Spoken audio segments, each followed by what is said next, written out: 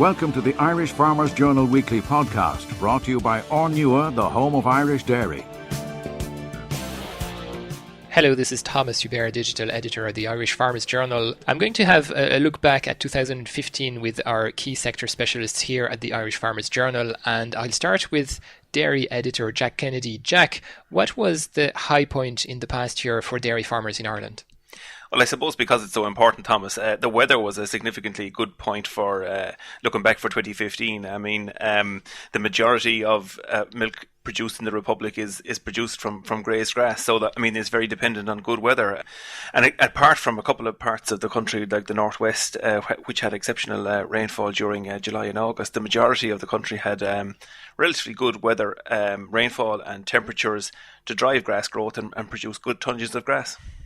There was much hype about the quota system ending on the 1st of April. Would you put that among the high points, or not so much in the past year? Yeah, no, very definitely it was. I mean, the shackles of 30 years were effectively removed. So all of a sudden, Irish dairy farmers had the opportunity to produce more milk if it makes profitable sense for them to do that. So there's no doubt about it, but that it was. But I probably would counter that and say that they didn't have a full year of no quota, because for the first 2 months, especially of 2015, February and March, of the kind of the spring calving year, you know, they were absolutely restricted on quota. So a lot of farmers were once a day milking, which is difficult at the best of times, but I mean, it's significantly reduced supply during those 2 months. But since then, there's no doubt about it, but the supply breaks are off and production is up 10 to 15% at least. Now, what is the low point for 2015? And I'm sure you're going to mention price. Yeah, there's no doubt about it. I mean, commodity prices globally took a huge drop in 2015, and it probably hasn't impacted as bad on farm gate prices just yet. I mean, for a number of reasons. I suppose co-ops had products forward sold. The currency exchange rates helped the dollar and the sterling. So it effectively meant Irish product, which is exported out of Ireland, was more competitive on a global market. And co-ops have supported milk price. So 2015 probably won't be remembered for very poor prices, farm gate prices. But looking forward to 2016, it probably it doesn't augur well. Yeah, precisely. What can we expect on dairy farms for the coming year? Yeah, I mean, look, it's difficult for 2016 looking at it here as we are now in December forward, because I mean, effectively farm gate milk prices at 24-25 cent a litre at the moment, which is well below the cost of production on most Irish farms. So look, at EU supply is still up, and that's, you know, that's a concern, because as long as that stays up, you know, the supply and demand imbalance will continue. So I mean, it's a case of low prices will cure low prices, because EU supply is going to have to drop before you probably see prices coming back up. On top of that, then oil prices are at an all-time low, or at a 10-year low at least, and that reduces the purchasing power of OPEC countries, the oil-producing countries. So look at it. I mean, it's not looking good in terms of price, but I suppose on the upside, I mean, we've had a very good back end. October grass growth has been exceptional, and there's a lot of grass on Irish dairy farms. So there is a potential to potentially reduce cost in the spring of 2016. Any pointers as to when things might turn for the better next year, or maybe later? Yeah, I mean, it's hard to know, Thomas. I mean, the big question is on New Zealand supply. Will it go up or down? And at the moment, the predictions are it's continuing to go down, because they have a farm gate milk price equivalent of 22 and 23 cent a litre. So I mean, again, that's well below the cost of production in New Zealand. So their supply is on the way back down. You know, but then we're looking at other things, political decisions like the ban on EU product into Russia. Will there be a change in that in the coming year? And I suppose, again, when will the Chinese return to the market, as they have been for the last number of years, purchasing large quantities of powder? They potentially dropped 50% in purchasing quantities this year. So if they came back to the market, it'd be a huge development, and you know, we'll await developments like that in 2016. Indeed. Thank you very much, Jack. We'll follow all that with you in the Farmers Journal from the beginning of January. Thanks. Thanks, Thomas. And now I'm turning to our tillage editor, Andy Doyle. Andy, what sticks out for you in terms of the high point of 2015? There were a lot of things that happened in 2015, Thomas, but I think the passage of time will have people remember the high yields of 2015 as the major thing that is worth remembering over time. I think it's marked a new potential in people's minds, which to me is not surprising. I've known it's been there for some time, But it's only when farmers actually get the high yields that they're going to be forced into asking the questions long term. Can I get this every year? Can I do something? Is there something missing from the equation? I look at debates taking place all the time where you're splitting hairs over the spending of a fiver or the earning of €1. And, the big debate is the ton that's missing. And to me, that is what 2015 will do to farmers individually and groups of farmers in the years ahead. It will just force them to have a different conversation, a different dynamic, which has a much bigger potential to influence their long-term well-being.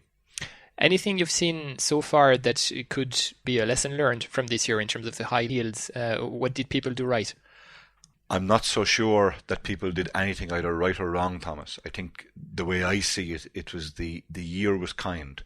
I at this stage would say that the slow growth in the spring means that the good field or the bad field always had enough of nutrition in the ground to feed the slow growing plant.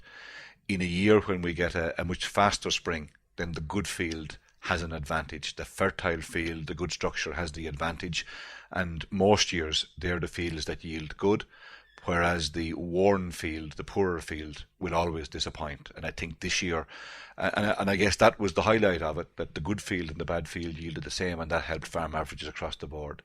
That's not to say that there weren't still some poor fields. There were some poor yields, but in the main, we've set record yield levels for the country. I think that's what people will remember.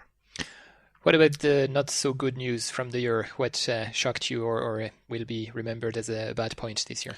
Well, I'm not so sure it'll be remembered massively because it wasn't the extreme. But, alongside the good yields, people always expect that performance that nature gave us to turn into profit, margin and spending power. Unfortunately, with where prices went this year in our sector, for grain crops all over the world, they were quite disappointing. And only for the very big yields, we really wouldn't have been able to wash our face with the price levels that were there. Because unfortunately, we continue to be crippled by escalating costs that are able to move forward at much greater pace than prices. And it's just been eroding margins for years at this point. We were just so lucky that we had a good year, yield-wise, to compensate for the low prices that happened. Any cost in particular that soared in 2015? None that soared in particular in 2015, but the ones that have been drifting for quite a number of years are very obviously the cost of fertilisers and the cost of mechanisation.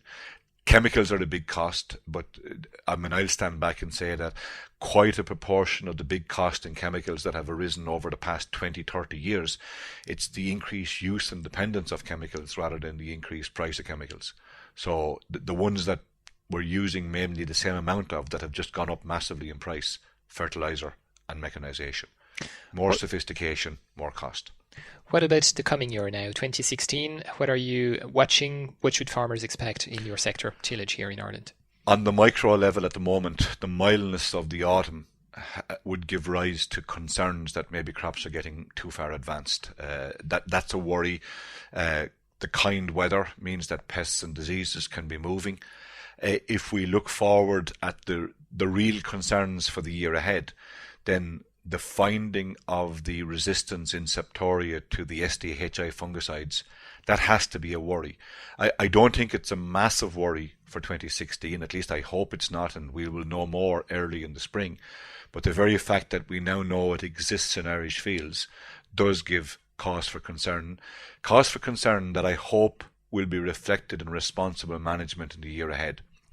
That's a hope rather than a belief, because already we can see evidence of people doing things in fields that they defy gravity, what people do at times, and there's probably no other way to say that.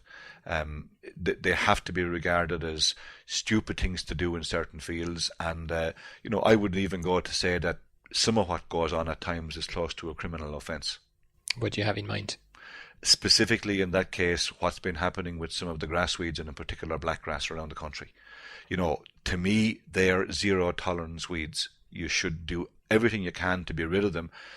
People have been told to do certain things, haven't heeded advice, and to me, if you're given good advice and you don't take it, that's not good farming practice, and that opens up a whole new realm of what the whole cross-compliance issues should be about. Okay, a suggestion for good resolutions there for 2016. Andy Doyle, tillage editor, thank you very much. Now I'm joined by Nathan Tuffy, our Western-based livestock specialist, for a review of the year on the beef side and maybe a few thoughts on 2016 as well. Starting with this past year, Nathan, how did the year go? What was the high point for beef farmers in Ireland? I suppose, Thomas, for the suckler farmers, the high point would have been that the live trade was particularly strong right through the year. On the beef side, the beef price was rising into the first half of the year, which coincided with the rising live cattle trade. Later on the year it tailed off, but for the most part of the year it was quite positive. I suppose a positive on the beef side would be the opening, or the announcement of the opening of the USA market, and the announcement that the Chinese market were coming back to look at our beef again after lifting the BSE ban. So there were two positives from that point of view. Anything that was not such good news that people will be regretting from 2015?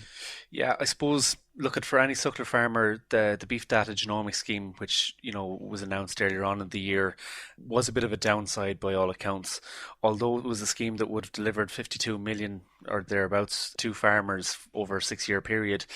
Although the money was coming, a lot of farmers felt that the criteria that they had to meet within the scheme was very restrictive, maybe didn't suit a lot of people's farming enterprises, and that was a downside. So, a scheme that should have been fully subscribed with 30,000 farmers has ended up, we think, with about 27,000 members. So there's about 3,000 members short in that scheme, and a lot of anger over it. That was one downside. If we look to the beef trade, then we had all this hype and buzz about the US market opening up, about the Chinese market opening up. But as the year progressed, we didn't really see the fruits of the openings of the markets. I suppose people kind of presumed that it was going to take hold very quickly, and it didn't. And it didn't really, it didn't soak up an awful lot of the beef. The US market itself, it's a high-end market. It was very limited quantities that we put in this year, but it's a growing market. On the Chinese side, we're still waiting approval. So, that was a downside. Now, what does that leave us to think about for next year? Anything people should expect or keep their mind set on? I suppose the one thing to bear in mind is that given the light of what's happened in the last 2 months, I suppose 2016 is going to be a more difficult year for an awful lot of beef and suckler farmers. The live trade has eased in recent weeks in line with decreasing beef prices, and that will bring challenges, especially to the farmers that would have spent a lot of money buying expensive cattle in the back end, particularly weanlings and store cattle. That will have a dampening effect on the first half of 2016. But everything goes in a cycle. It's very hard to predict what's going to happen long term. In more recent weeks, we've seen a little decline in the beef price over in the UK, which will have a negative impact as well. But we don't know, the impact of the Chinese market and the US market may have a rising effect through the year into next year. It may have a beneficial effect. So at this stage, although things are looking slightly more bleak than they would have at the stage last year, we still don't know what's going to happen in the live trade market, in the beef trade market. It may stagnate after the recent falls. Okay, Nathan, thank you very much, and a lot to cover in the Farmers Journal from January. We look forward to reading your pieces then. Thanks. Thank you. Now let's take a look at the agribusiness sector with our agribusiness editor, Owen Lowry. Owen, if we look at the share prices you're doing in this week's Irish Farmers Journal, who are the winners from the year 2015? I suppose the winners are they stand out. Where we saw the big gains were with Glanbia, where if you had invested your money with Glanbia this time last year, you would be 33% better off today. The other one is Kerry, similarly up about a third, and Greencore up about a quarter. Fifes, which unusually, I suppose, a banana company up about 50%. And then on the other side, if we had looked at the losers, I think the one that stands out the most there is FBD, whose share price has dropped 41% over the past year. Arista, similarly, about 29-30%. And Origin Enterprises down about 12%. And what would be the factors behind those discrepancies between the different sectors, different companies? So I suppose, Thomas, if we look at each of the winners and losers, if we take some of the losers first, I think FBD is one of the ones that we should highlight. It has a very tough year on the largest insurer in the country. And while the industry is against a tough background, FBD itself had a number of its own individual issues. this, I suppose, taking the share price alone where it dropped 40%, that wiped about 160 million off the company. It took losses of about 100 million at the half year. It needed to find capital to boost its reserves of about 120 million, and that led it to selling off its hotel assets for about 50 million, and then looking for an outside investor, which they secured towards the back end of the year for 70 million from Fairfax in exchange for about 20% of the company. Any reasons behind the good numbers now, the ones who are doing well? So I think the big one that's doing well is obviously Glanbia, where we saw the share price shoot up over the year from roughly about 12 euros at this time last year to about 17 euros today. And that's on top of the share spin out that happened, along with the strong performance within the company. The performance nutrition division is performing extremely strong and is becoming a more important part of the business. They've made a number of acquisitions in the past quarter, health snack bar nutrition company for about another 200 million. So they're becoming a much bigger company, much more focused on performance nutrition, and the share price is performing. And the co-op and the farmers in the co-op did very well this year with the share spin out, which amounted to about 170 million worth of shares that went into farmers' hands over the last 6 months. Now, what about the coming year? How would that pan out in the long term, in the next few months? It's been a good year for those dairy processors. Can it last? Yeah, I think if we look at the dairy co-ops and the dairy sector in general, the dairy industry obviously was on the back of the quotas coming off. We had strong milk prices coming into the year, and the milk price that was paid in 2015 was quite good. However, what did happen was that a number of the co-ops decided to support the milk price, knowing that the farmers had invested heavily in new processing facilities, had geared up, had a lot of milk flowing, so they supported the milk price at the expense of their balance sheet. And I think that'll be the toughest thing going into 2016. We're looking at poorer milk markets, and they won't have the fat going into the year that they can actually boost that price into the next financial year. So I think what we'll see as the results come out in the first quarter for 2015, we'll see a little bit weaker balance sheets. The profitability I don't expect will be quite high this year, but that's because they paid the high milk price. It was paid out. And what you'd hope is that the milk price will recover so that they can continue to build up their reserves. It will put pressure on the weaker co-ops, but the bigger and the larger co-ops are quite strong, but the weaker and smaller ones I think will be under pressure. Finally, any trends in the beef industry that you observed in the past year that could point to what's going to happen in 2016? I think in the beef sector, it was definitely a year of acquisitions. The first acquisition was the Dawn acquisition, where they took a 49% shareholding in the French beef processor Olivia. And then in recent weeks, we saw ABP take a 50% stake in Slaney Meats. So it seems to be a trend that's happening where the large are getting larger, and I'd say that's a trend that will continue into the new year. In the last week or two, we've seen that there may be changes happening at Dunby as well. And then just on the poultry side, we saw My Park being taken over by JBS, the Brazilian meat giant, largest meat processor in the world. So that's an interesting development, and I think that's something that we need to watch for, is that we could see outsider investors coming into our meat business here in the coming years. Okay, Owen, thank you very much. Thank you. And finally, I'm turning to our editor, Justin McCarthy. Justin, what do you make of 2015 if you look at where our products are going, our markets for dairy, for beef, for our main productions here in Ireland? I suppose overall, Thomas, the best way to describe 2015 was it was better than maybe we had feared, but not as good as we maybe had hoped for. We have seen certainly a slowdown in the global dairy markets. Our beef markets have actually been strong, more or less currency fueled. Our main export market, we've seen a significant devaluation of the euro against sterling, which was positive for beef, and it has underpinned our beef market. But overall, there's no doubt that there is an easing in the global commodity market, and the tillage farmers continue to feel that now for probably what is the third year in a row.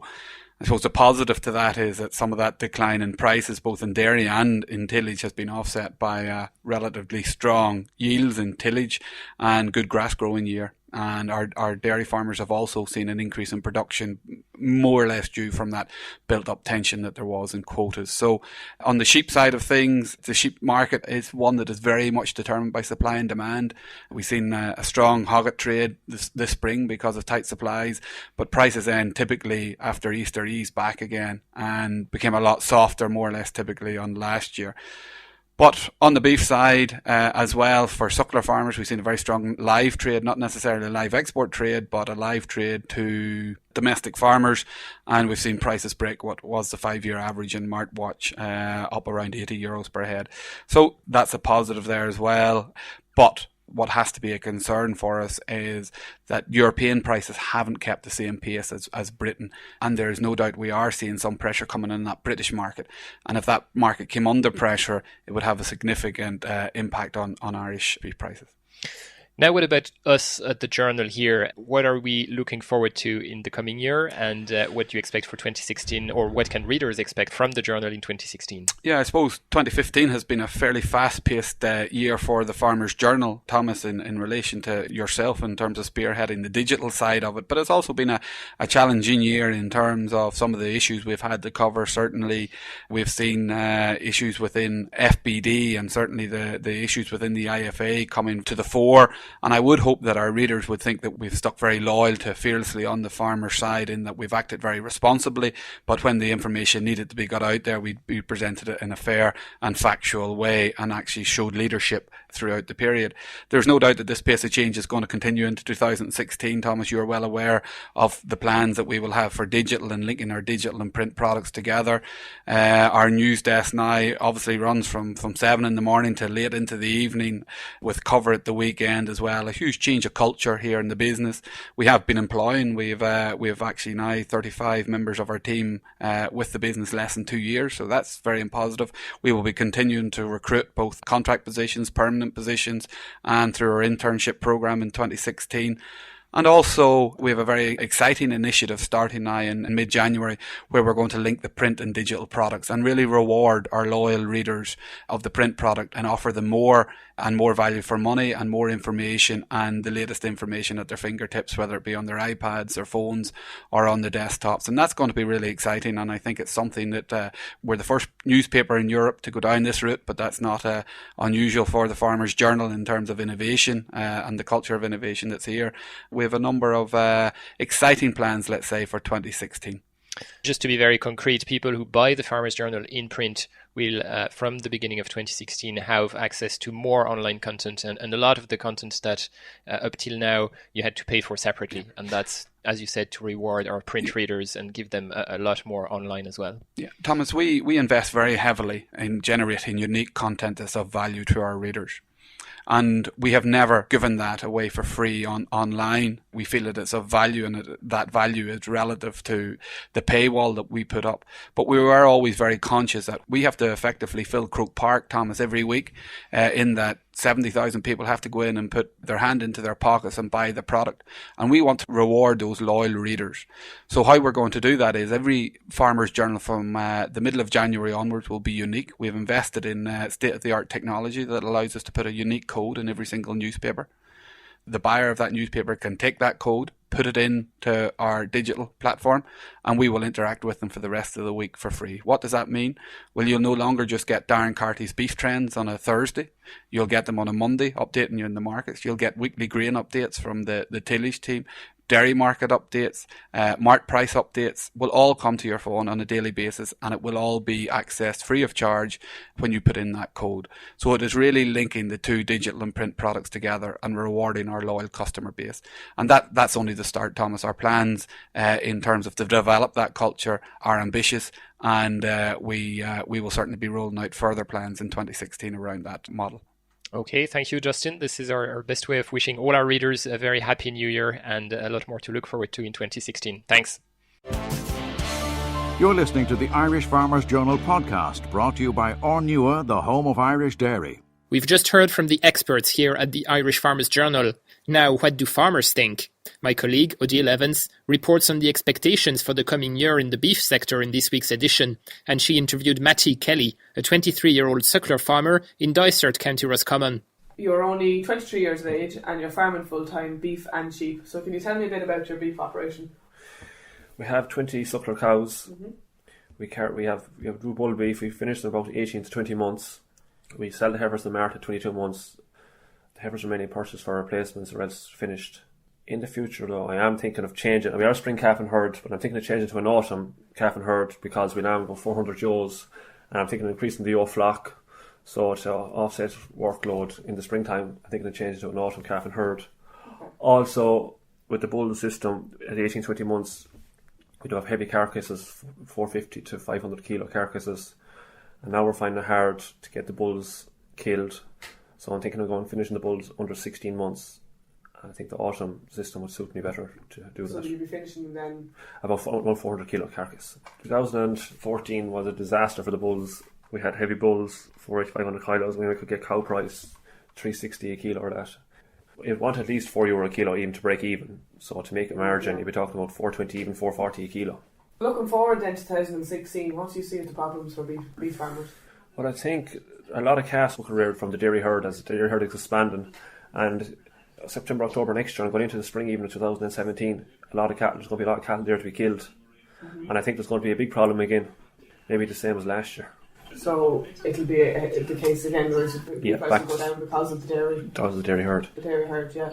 And then in terms of export markets, there's been a lot done recently. We've heard about trips to the US and that kind of thing. Do you think that's going to provide any sort of lift in the market? It will, but still I think not enough. There's still too many cattle on stream. Is there a future then in suckling? I think the most thing you can do is probably inside your own farm gate is try and probably increase stocking rate, keep down your costs. You can't really control it outside the gate. And would you feed them a lot then in terms of concentrate? No, well, it's before the calf is weaned, he gets no meal. Then when he'll be housed in November, and he gets silage, ad lib, and 2 kilos of meal, and about 4 6 weeks for housing a cow feeding meal altogether to the weaning. Then out to grass usually on the middle of March, and usually around the 1st of August, start feeding the bulls with 2 kilos of meal and build them up over the next 2 to 3 weeks up to about 6 kilos, and then they're housed and they're fed for about 2 months on ad lib silage and about 7 kilos of meal. And the last month to 2 months, 30 to 60 days, they're fed 9 kilos of meal and silage, then finished, and then slaughtered. 9 kilos, yeah, fair. It's a fair for the bull. So that's another kind of cost that you have to look at for coming into next year as well. What do you think is going to happen there? I mean, we had a record yield in terms of the harvest and that, but will that lower prices? Or what way would you be looking at that? Well, meal is back at least €10 to €15 a tonne on last year. Whalers are fed a 16% ration, and the bulls are fed a 13% ration. Heifers are fed about 2 kilos of meal, and they get about 3 kilos 6 weeks before I sell them. So it'll be better for you that way? It will be better, but at the moment, I have this year from the bulls I have, some of them are over 450 kilos as it is, and I find it hard to get them killed. And if I go over 450 kilos, we're talking about price cuts of 20 cents a kilo. Yeah, and there's little or nothing you can do there. Little or nothing you can do there, so they will be losing money. And who are you supplying to? Keep Packet League. And what do you think of the grading system? Only if you have young bulls, you can get on the grid system, which I'd be very happy with. With older bull, you can't be put on the grid system. It's just, I don't think it's a good idea. Would you say for beef farmers going forward that producer organisations are the way to go? Yeah, I think we need a set price before we ever start feeding. So kind of like a future contract or something? A future contract with the factory. It's just at the beef forum there, they said for now, for the first time, they're going to be able to legally recognise producer organisations, but they said they had to have at least 50 members. Is that feasible, or do you think 2 members and upwards is the way a producer organisation should work? How big or small do you think they should get? I think a small 2 members upwards should work. Just work yourself with your local factory, neighbouring farmers. Are you doing anything kind of farm works wise or anything else? We had a meeting on the beef data and genomics programme in Glas, and we were thinking of setting up a discussion group early next year. Just for yourselves? Just for ourselves, in farmers, but even in Roscommon and surrounding areas. And are you doing the BDGP? Are you taking part in that? Yeah. And how's that going for you? Well, I only joined it this year. I sent away my genomic samples, and the payment is we're supposed to do this year, but I started farming this year as a young farmer, so we have more cows this year than last year. So you can use this year as a reference year, so I won't get paid until next year. But from now on, it should help me to improve the fertility and the milk of my cows. I have enough of cows to meet the target in 4 or 5 star. Okay, and are there many lads around here, do you think, that haven't? A lot of farmers I'm talking to, they're saying their best cows are only 2 star and their worst cows are 4 or 5 star. But I think that's going back to the dairy herd again. What are they judging them on? That's what they're judging them on. Not looking at the cow, they're judging on this. They want a good looking cow. They're not looking at the progeny out of the cow and see how that's going on. But and what would you look for then in a cow without the BGGP? Like how would you? How well basically the calf performs, and at the end of the day when I kill him, what to get out of the calf. But fertility too, like the cow go back to the calf every year, like usually if the dairy herd she's bred that way, like. We hope that you're enjoying this Irish Farmers Journal podcast, brought to you by Ornua, the home of Irish dairy. Find out more at farmersjournal.ie. Another big story that will extend well into the new year is the sweeping change planned at the head of the IFA, with the presidential election in the works and still a lot of uncertainty. I asked our news correspondent Pat O'Toole to explain the latest developments in the crisis. Right up till Christmas, there were meetings taking place. At the last meeting of the Executive Council, the leadership survived. Tim O'Leary then stepped down as the acting president, remained on as deputy president. He intends to seek the presidency. So he was succeeded by Ger Bergen, who is now the chairman of the Executive Council and is now the senior person, I suppose, within IFA. But since then, as county chairmen went back to their counties with this narrative, it was effectively rejected by the membership, because practically every county that have met, and not just the counties in the west like Mayo and Sligo, who have again brought motions of no confidence in the executive board, but also counties like Kilkenny, Wexford and Waterford, who previously hadn't passed any such motions, are now calling for the entire executive board to step down. There are nuances within those motions. Some counties want them to step down immediately. Some want them to stay in situ until the election for the president has taken place to give some continuity. And then some counties are saying that they should be allowed to recontest the positions to seek a fresh mandate. That would require a rule change, and they're asking for that rule change to be made. So there are nuances, but there's no doubt that the Executive Council's confidence in the Executive Board, which is the four regional vice presidents, Tom Turley, James McCarthy, James Murphy and Bert Stewart, Tim O'Leary, the deputy president, and Ger Bergen, who is now effectively the acting president. He's also the returning officer and the treasurer, that these people all step down, which would leave an absolute vacuum of leadership. And all this, as you just said, against the backdrop of an election coming up for the president of the IFA. At this point, do we know who is interested, who is declared for this position of president of the IFA? A very crowded field. We can have a maximum of 4 candidates, because each candidate must first be endorsed by their own county executive and then must receive the nominations from 5 other county chairmen. That's 29 executives, so a max of 4 candidates. We have 7 candidates. Tim O'Leary has received a nomination from his own Cork Central region. It's to be assumed as Deputy President that he's very actively in the race, and he should get the 6 nominations. Henry Burns, the Livestock Chair, is in the race, has been nominated by Laois. Derek Dean has been nominated by Carlow, and Derek is regarded as the whistleblower, I suppose, who brought the motion of no confidence in Pat Smith last January, who raised the issues about remuneration first inside and then outside the Executive Council, and that precipitated everything that's happened since. The other candidates then, a mixed field really. You have Flor McCarthy from Kerry, who says he seeks the presidency. Now, his Kerry executive don't meet until the 4th of January, the night before the next Executive Council meeting. Flor is currently chairman of the Rural Development Committee, and would certainly be a candidate for the West, I suppose. You have Nigel Renahan, who is the chair of the Poultry Committee. Nigel has been nominated by his native Monaghan, so he's in the hunt. Will be regarded as a left field candidate. Tim Cullinan from Tipperary North, who was one of those who brought the motion of no confidence in Pat Smith last January. Tim is former chairman of the Pigs Committee, so like Nigel Renahan, is coming from a minority background within IFA. Would face a significant challenge of recognition, which is not something that will be a challenge for the final candidate, Joe Healy, who was asked to accept a nomination from Galway when Michael Silk decided that he was no longer interested in the presidency. Joe asked for the Christmas period to consider it. We now understand that he is going to allow his name to go forward. A former president of Mockra, a columnist with the Irish Independent. He's a member of IFA's Farm Business Committee. He was former chairman of Athenry Mart. He chaired the Commonage's Appeals Committee and has a high profile nationally and would be a very credible candidate. So that's the 7. Now, we will know on the 6th who actually hands in their papers to run for president, and what happens next? Well, that's if that deadline isn't challenged, because the date of the 6th of January is running very close to what the current rules of IFA allow for an election period. Under the current rules, it should be 61 days from the departure of the previous president, which means it should be by the 26th of January.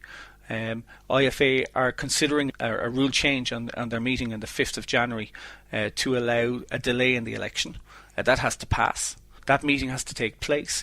There is a threat from Limerick, or a promise from Limerick, that there will be a picket at that meeting. It's not known if farmers will pass a picket of their fellow members, so that meeting could be disrupted.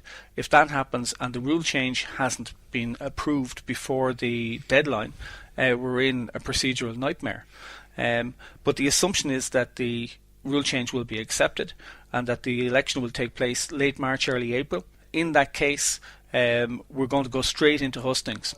Brian Barry, the Acting General Secretary of IFA, has pledged that every county will have a head-to-head involving the candidates. I think we can assume there will be 4 candidates in the race, certainly no less than 3. So it's going to be logistically a big exercise to bring those candidates around the country to each county. It's going to have to start almost immediately. And while we have a leadership vacuum and calls for numerous resignations on the one hand, on the other hand, we're straight into an election. And unfortunately, despite all the huge issues that pervade in agriculture around prices, around input costs, around markets, around compliance and the cost of compliance, the key issues going into the election will be what each president in recent memory has received, how much accountability there will be, how much further disclosure there will be, pay levels within the IFA, how much the next president is willing to accept, levies and whether they're appropriate anymore. So issues affecting the income and expenditure of IFA will probably be the core issue of the election in its early stages, which won't really further the cause of Irish farming an inch. Okay, Pat, a lot happening in the coming weeks, a lot to follow at farmersjournal.ie and in the paper this week and in the coming weeks. Thank you. The Irish Farmers Journal Weekly Podcast, brought to you by Ornua, the home of Irish dairy. Finally, let's meet the newest contributor to our farmer rights column, Kieran Sullivan. Kieran is a part-time sheep and forestry farmer in County Waterford, and he has just begun to revive the family farm. We had our farm leased out for the last 10 years, maybe just over 10 years. And last year, myself and my brother decided we would start something again, partly for lifestyle reasons and partly for, I suppose, just having an interest in the farm. It's, as a former advisor said to me, farming is a disease.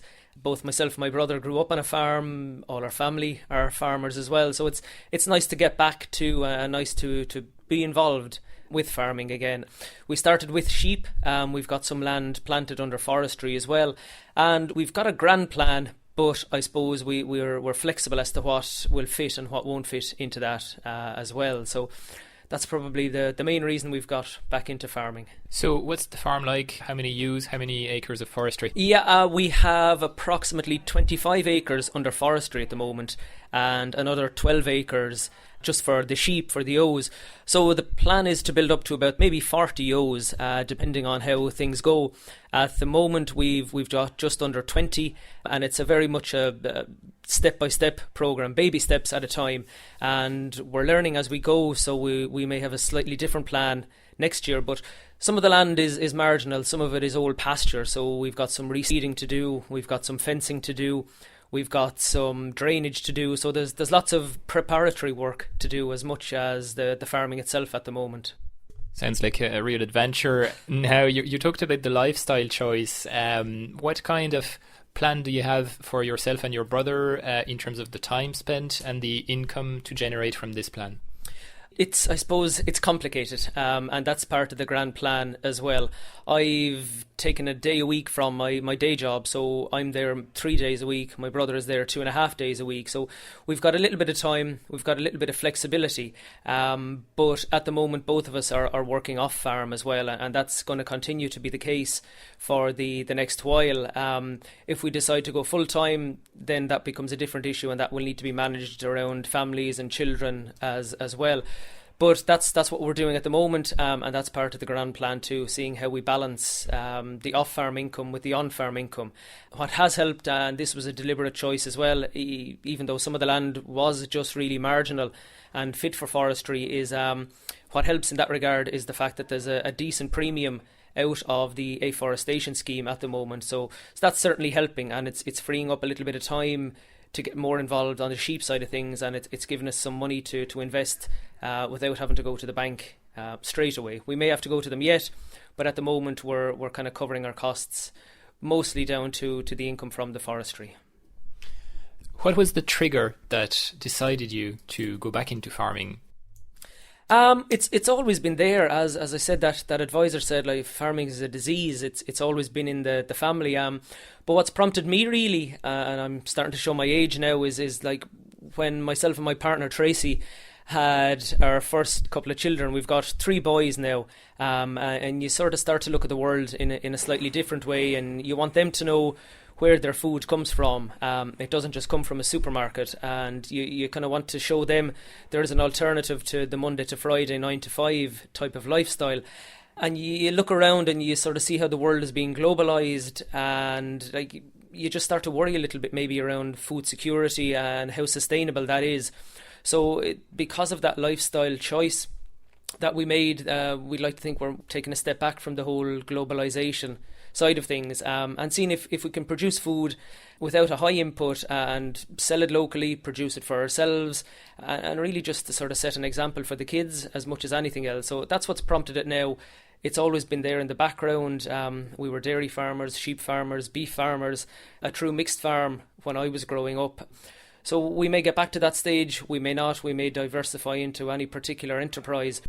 Is it only around these values, or do you think this will become a profitable enterprise in the long run? Absolutely. If it's not profitable, then we're going to have to need to take a very big look at it again. There's lots of other hobbies, lots of other things we could spend money on, and if we can't make it profitable, then we certainly need to take a step back and see what we can and what we can't do. We've got a general profitability plan as well, without it being too strict. But absolutely, if we can turn a decent margin for our input in terms of our time and our labour, then yeah, we've got serious questions to ask after that. But that's something we'll decide after maybe 12 or 18 months or maybe even longer. Last question, maybe just in terms of the administrative side of things. How do you become a farmer after a career elsewhere? How do you get the certs? How do you get approved for the grants and all that? Yeah, we had a fair bit of paperwork to do. And to be honest, if I was to add up the time spent getting our hands dirty and sitting in front of a computer and being on the phone over the last 12 months, we'd certainly, I think, have spent more time in front of the computer and on the phone than we would getting our hands dirty. So there's been any one of maybe a half dozen different things. We had to reactivate our herd number. We had to deal with leases, with solicitors, various advisors. God, any one of, as I said, a half dozen different pieces of paper had to be sorted out. And I've just signed up for the Teagasc Green Cert, and I'm going to be doing that by distance learning. Okay, Kieran, thank you very much. Good luck with the plan, and we'll follow your progress at farmersjournal.ie in the Farmers' Rights section. Thank you very much, Thomas. The Irish Farmers Journal podcast, online at farmersjournal.ie, on the Irish Farmers Journal app and on iTunes every Thursday. Brought to you by Ornua, the home of Irish dairy.